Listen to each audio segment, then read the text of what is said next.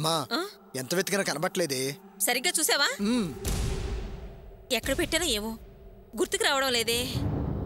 రాణి, తర్వాత వెతికిస్తాను గాని ఆ కాగితాలు ఇటిమ్మను. అది కుదరదు, అలా ఇవ్వడం జరగదు. ముందు ఆ కాగితాలు ఇవ్వమను, దాని తర్వాత ఇది ఇస్తాను. అర్చన, వాళ్ళు తర్వాత ఇస్తా ఉంటున్నారు కదా, వదిలేసేయ్. నువ్వు కాస్త ఊరుకుంటావా? నువ్వు సంతకం పెట్టిన కాగితాలు ముందు నాకు కావాలి, ఆ తర్వాత ఇది ఇస్తాను. అంటే మేము ఆ కాగితాలు ఇవ్వకుండా మోసం చేస్తామనా? ఏ, మేం మోసం చేస్తావా? ఆ రోజు మా మీద నమ్మకం లేకనే కదా కాగితం మీద సంతకం చేయించుకున్నారు. ముందు ఆ కాగితాలు ఇవ్వండి, ఆ తర్వాత ఇది ఇస్తాను. ఎందుకు అర్చన అనవసరంగా గొడవ? ఇచ్చేసేయ్. నిన్ను మాట్లాడొద్దన్నాను కదా, మాట్లాడొద్దు. వాళ్ళకొక న్యాయం, మనకొక న్యాయమా? వాళ్ళెంత ఖచ్చితంగా ఉన్నారో మనము అంతే. అది తిరిగిచ్చి ఇది తీసుకోమను. నువ్వు సంతకం పెట్టిన కాగితమే నీకు కావాల్సింది. ఉండు, వెతికి తీసుకొచ్చి నీ మొహాన బారేస్తాను.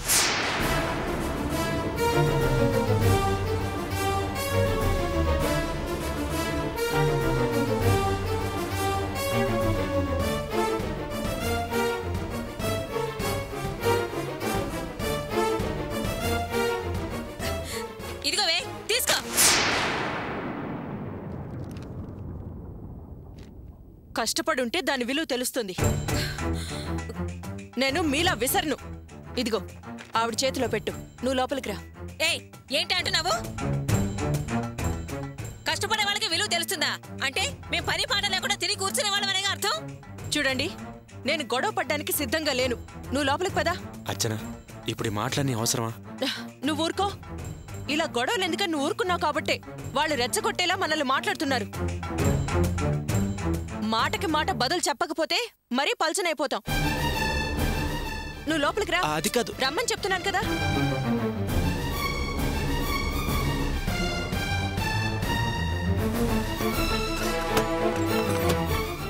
అమ్మా, వింటున్నావే ఆ మాటలు? వెరీ గుడ్, మంచి అటాకే ఇచ్చేయి. ఇటువే, నువ్వు పోయి చదువుకోపా. వెళ్ళి చదువుకో. అమ్మా రేవతి, నువ్వు వెళ్ళి వంట పని చూడమ్మా. సరే అత్తయ్య. అమ్మా ఇట్రా. అయ్యో, ఏంట్రా? ఏంటి సైలెంట్ గుంటే ఆవిడ అంత నోరు తెరిచింది?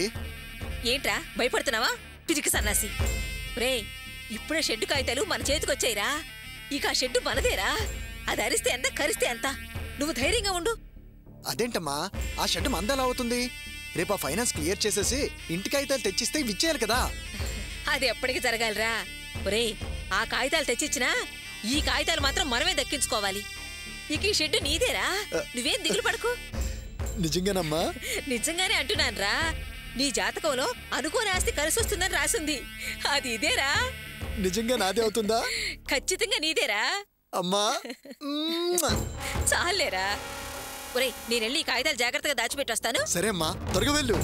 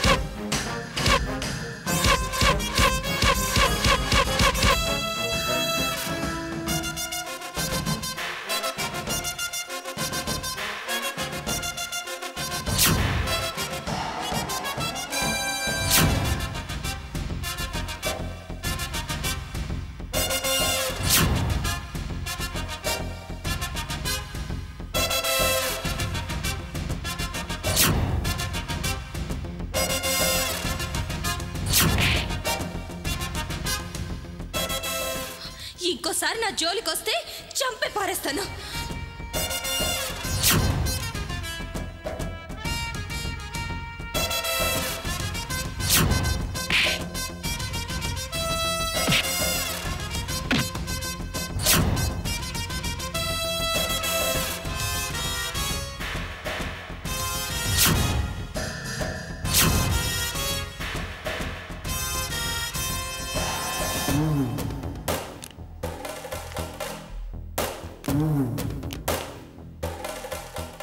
మామా, ఒరే మామా, ఎన్ని రోజులైందిరా నిన్ను చూసి? ఎలా ఉన్నావురా? రై, నాకేంట్రా, చాలా బాగున్నాను. లోపల పెద్ద పెద్ద పరిచయాలు, గొప్ప గొప్ప పాఠాలు, మంచి అనుభవాలరా.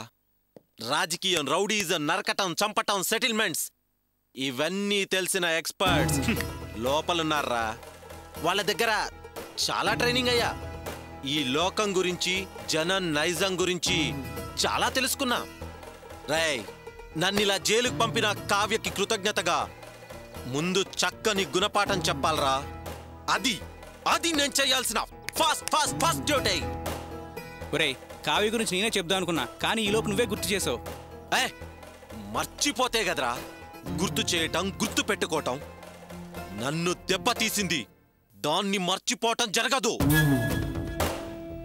అరే, ఇంతవరకు ఎందరో అమ్మాయిల్ని అలా మాటగాలం వేసి ఇలా నా బుట్టలో వేసుకున్నా. ఆ తర్వాత బాయ్ అన్నా, బాయ్ అన్నా. కానీ ఆ కావ్యరా లక అని ఎదురు తిరిగింది, నన్ను కట్కటాల్లోకి నెట్టేసింది. దాన్ని అనుభవించకుండానే శిక్ష అనుభవించాను. అది నాటకమాడి నన్ను ఇరికించింది. దాని మీద పగ తీర్చుకోవాలరా. ఒరే మామా, కావ్య పెళ్లి ఒక వారం రోజులే ఉందిరా. పెళ్ళా? అవునరా, పెళ్లి సెటిల్ అయింది. పెళ్లి కొడుకు foreign return, full sound party. వాడు ఎవడైతే మనకేంట్రా, ఇంకా పెళ్ళైతే కాలేదు కదా? లేదు మామా, కాలేదు. అయితే నేను రావాల్సిన టైంకే వచ్చానన్నమాట. Return of the dragon. ఆ పెళ్లి కొడుకు డీటెయిల్స్ తెలుసు కదా? తెలుసు మామా.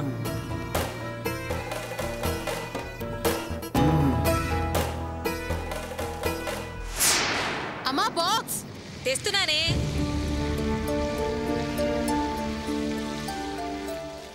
ఇదిగోనే, తిన్న తర్వాత శుభ్రంగా కడిగి తీసుకురా.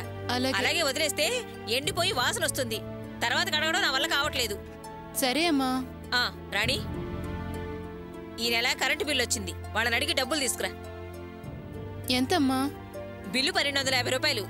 సగం అంటే 625 రూపాయలు. వెళ్ళి అడిగి తీసుకునిరా. వదినా, వదినా. ఏంటి రాణి? Current bill కట్టాలంట. అమ్మ డబ్బులిమ్మని చెప్పింది. కరెంటు బిల్లు ఎంతొచ్చింది? 1250. ఏంటి, 1250 రూపాయలా? అంత కరెంటు కాలిందా? లేదమ్మా, అటుపక్కది ఇటుపక్కది కలిపి చెబుతున్నాను. అంత కరెంటు కాలిందా, ఇంత కరెంటు కాలిందా అని ఎలా అడుగుతుందో చూడు. కాలకుండానే అంత బిల్లు వస్తుందా? ఎప్పుడు 400, 500 కదా బిల్లు వచ్చేది. అందులో సగం కట్టేవాళ్ళం. ఇప్పుడేంటి ఇంత ఎక్కువగా వచ్చింది? మాది ఒక్క రూము, ఒక్క బల్బు, ఒక్క ఫ్యాను. ఎప్పుడో ఒకసారి ఐరన్ చేస్తాను. అయినా కూడా సగం ఇస్తున్నావు. ఇప్పుడేంటి ఏకంగా 1250 రూపాయలు? అందులో సగం అంటే 625 రూపాయలు. ఇవ్వడం కుదరదు. కొత్తగా ఇవ్వడం కుదరదు అని రూల్స్ మాట్లాడితే ఎలా? ఒకే ఇంట్లో ఉంటున్నాము. కరెంటు బిల్లు చెరిసగం అని ముందనుకున్నదే కదా. అదే తప్పయింది. ముందే ఏ 100, 150 అని మాట్లాడుకునుంటే సరిపోయేది. సగం సగం అన్నాం కదా అని వాడకం మీరు వాడి బిల్లు మాత్రం మా చేత కట్టించాలని చూస్తున్నారా? కావాలంటే వేరే మీటర్ పెట్టండి, మేం వేరేగా బిల్లు కట్టుకుంటాం. ఏంటే వేరే ఇల్లు వేరే బిల్లు అంటున్నావు? ఇన్ని మాటలు మాట్లాడేదానివి మా ఇంట్లో ఎందుకుండాలే? వేరే ఇంట్లో వేరే కాపురం పెట్టొచ్చుగా. ఇదిగో చూడు, ఇది నా ఇల్లు. ఈ ఇంట్లో ఉన్నంతకాలం నా ఇష్ట ప్రకారం జరగాల్సిందే. నేనన్నట్టు కరెంటు బిల్లు చెరసగం కట్టాల్సిందే. మార్పులు చేర్పులు అంతా ఇంత అంటే కుదిరే పని కాదు. ఏంటే భాగ్యం, ఏంటి గొడవ? ఇంటికప్పు లేచిపోయేలా అరుస్తున్నావు. గొడవ లేదు, గొంగర లేదు, ఊరుకోవయ్యా. ఓ మాటి మాటికి నా కోడలు అంటావుగా. విషయం ఏంటో దాన్నే అడుగు, సాగదీసి చెప్తుంది. ఏమ్మా అర్చన, ఏమైందమ్మా? ఏం లేదు మావయ్య, కరెంటు బిల్లు 1250 రూపాయలు వచ్చింది. అనుకున్న మాట ప్రకారం చెరసగం కట్టాలి అంటున్నారు. నెలకి 400, 500 బిల్లే కదా వచ్చేది. ఈ నెల రోజు గ్రైండర్ వేయడం వల్ల 1250 రూపాయలు వచ్చింది. అందులో సగం 625 రూపాయలు కట్టమండం అది న్యాయమా మావయ్య? ఒక్క బల్బు ఒక్క ఫ్యానేగా. అలా ఎలా కట్టమంటారు? నువ్వు అడిగేది కరెక్టే. ఏమే భాగ్యం, రోజు గ్రైండర్ ఆడిస్తావు, ఇంట్లో 4-5 ట్యూబులు వెలుగుతూనే ఉంటాయి. ఫ్యాన్లు, కలర్ టీవీ, ఇస్త్రీ చేసుకునే ఇస్త్రీ పెట్టే మనం వాడుతూ వాళ్ళని సగం బిల్లు కట్టమంటాం ఏం మర్యాదగా లేదే. అస్సలు న్యాయం అనిపించట్లేదు. దీనికి నేను ఒప్పుకోనే. ఓహో, వచ్చాడండి పెదరాయుడు తీర్పు చెప్పడానికి. నెత్తిన జుట్టుగానే సరిపోదు, దానికేదో కొంచెం మెదడు కూడా ఉండాలి. రూపాయి సంపాదించడం చేత కాదు గాని రూపాయల గురించి మాట్లాడుతున్నాడు. ఇదిగో చూడు, ఫోన్ గాని కరెంటు గాని ఎవ్వరు ఎలా వాడుకున్నా సరే బిల్లు మాత్రం చెరిసగమని వేరే కుంపడి వెలిగించిన రోజే కుదుర్చుకున్న ఒప్పందం. ఆ మాట ప్రకారం ఇవ్వాలి, ఇచ్చి తీరాలి, అంతే.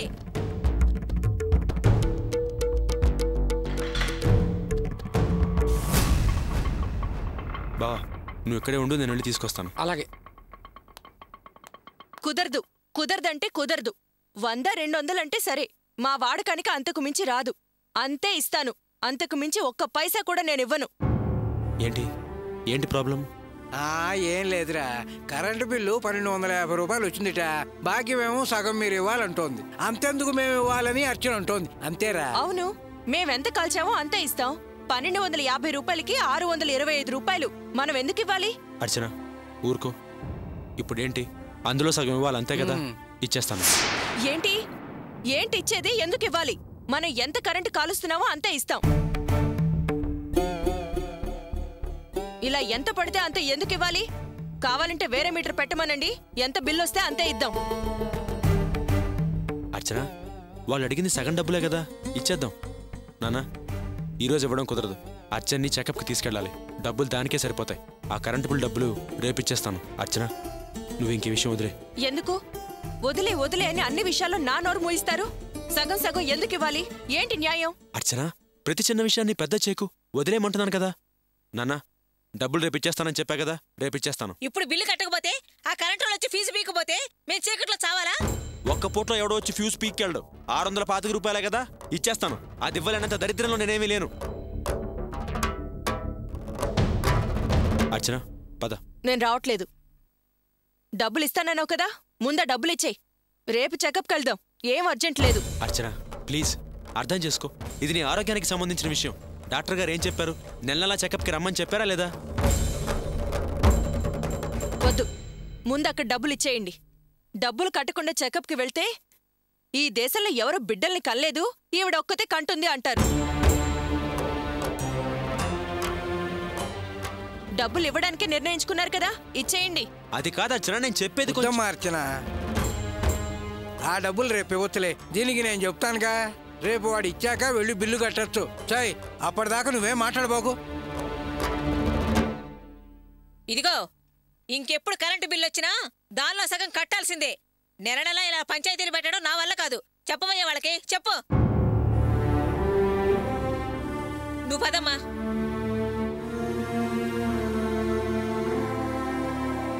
అర్చన, తలిపేసిరా.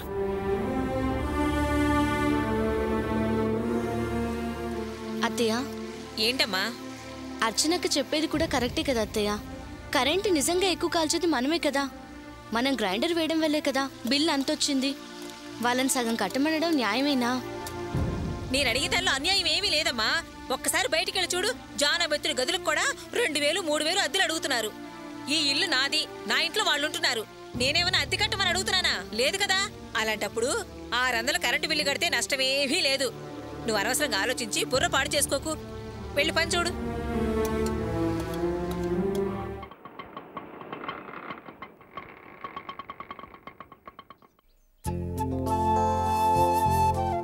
జాగ్రత్తగా దిగు. రా.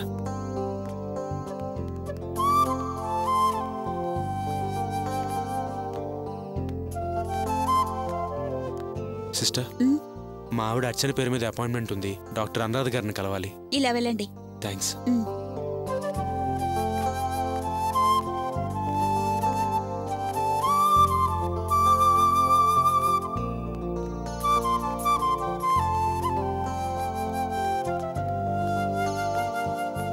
అక్కడ కూర్చోమ్మా. పేషెంట్ పేరేంటి? అర్చన. నువ్వు రామ్మా.